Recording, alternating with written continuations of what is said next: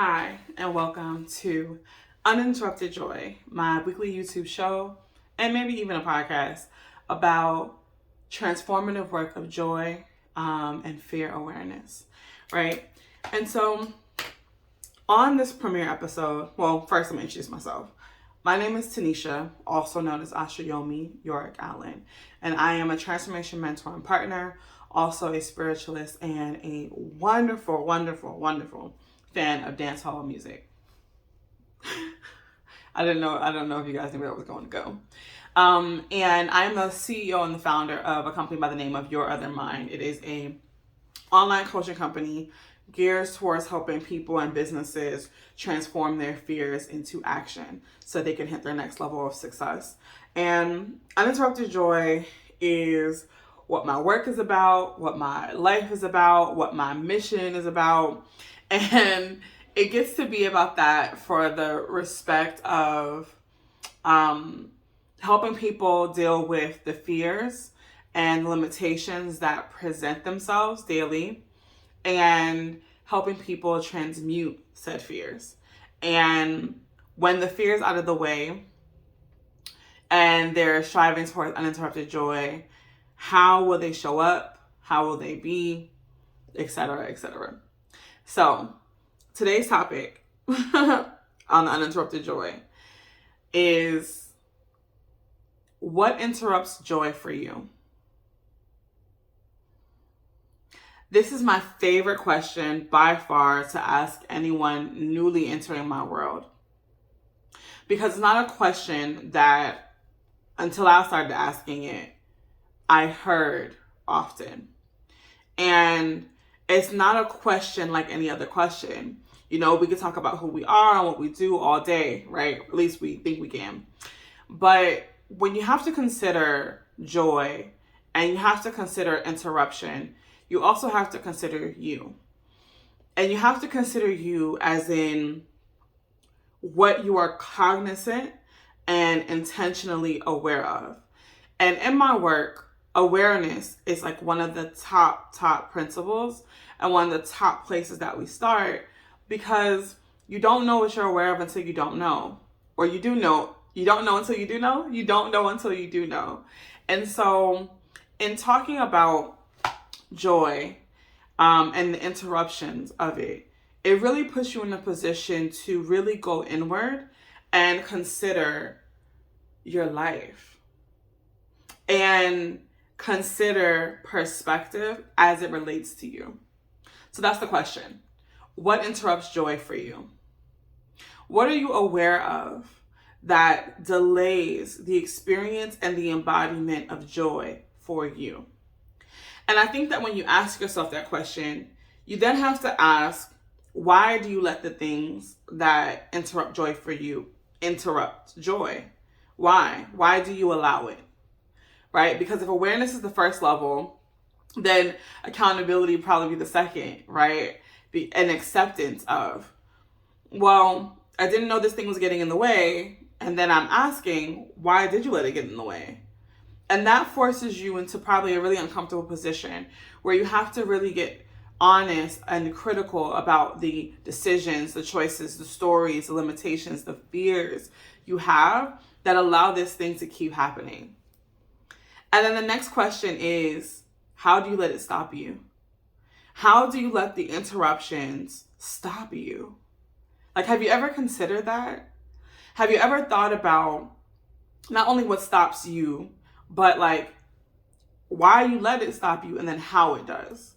And because the work that I do is in the transformative space, what I tend to end up doing most times with people is working with them through their businesses, right? You have to think about process or with humans, it's like habit, right? You have to think about process or habit and how often it's being activated again and again and again within us. And in fact, most of the behaviors that you exhibit on a daily basis, including the things that you allow to interrupt you, don't have anything to do with your actual programming for that day. It is just a series of habits and mindsets and thoughts that are on repeat, constantly on repeat, constantly on repeat, constantly on repeat, and you're just acting it out. And so when you think about process and habits, it makes you look at this differently. So again, level of awareness, then accountability, and then what habits are you in? What processes and systems do you have in place that continue to advocate or enable these interruptions to keep happening for you? And I think when people can answer this question, what interrupts joy for them, when they can really take a second and consider this, it opens them up to a new level of awareness of them in respect to everything that they have going on. So where are you in respect to everything that you have going on? I want to further your education a little deeper. Hope you're ready. Joy. A lot of us think that we know what joy is until someone comes to us and asks us what brings us joy. And I've been on a mission. I'm going to keep saying it, and I'll probably make a whole new episode about this.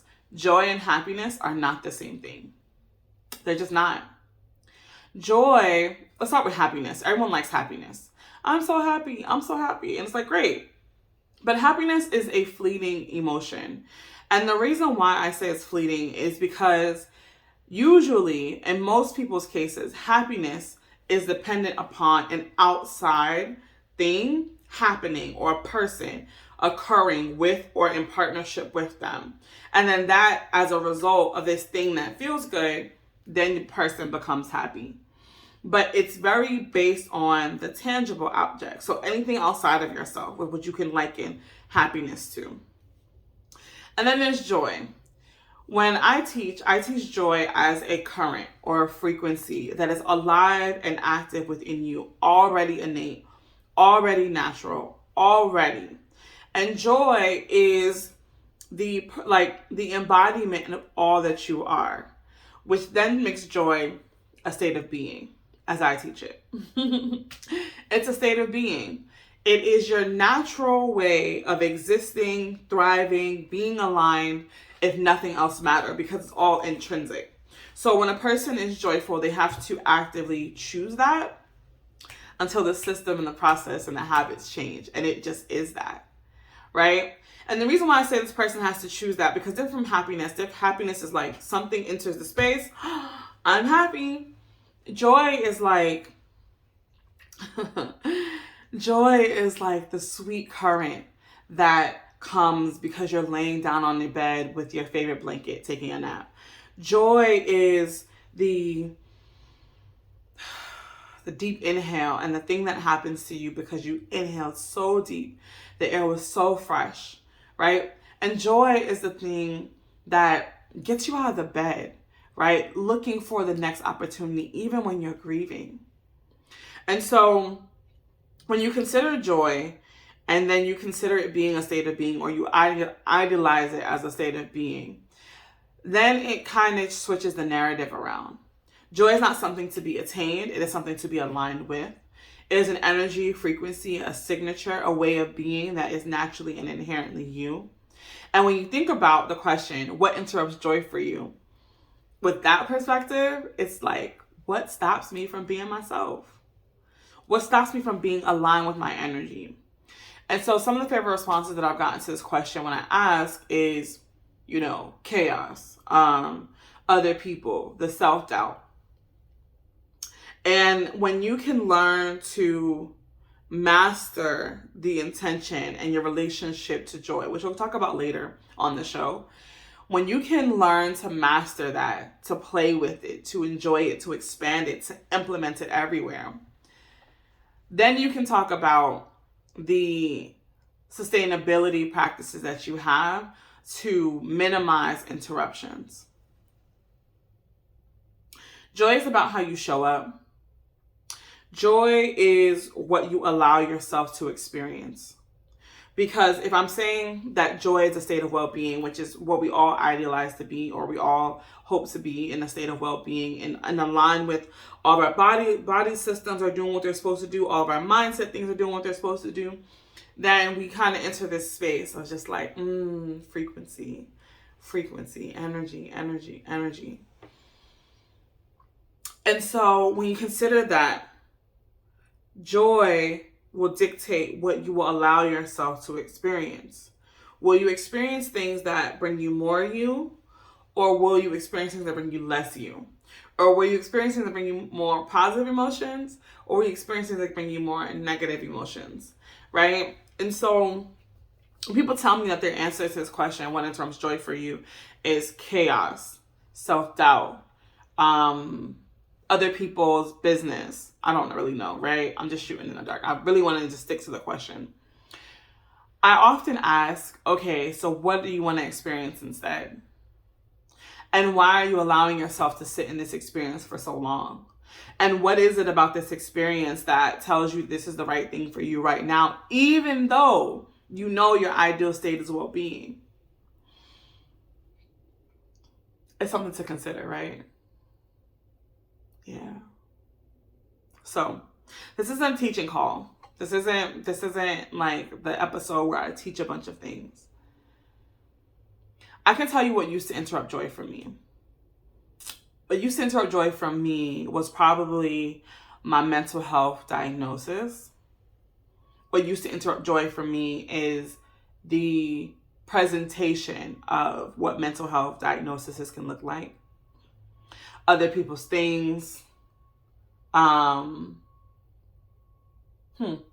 own stories and conversations in my head. And what I had to do about those interruptions is identify them, become aware of them, take accountability for them and how I allow them to show up in my life's experience, and then make a decision.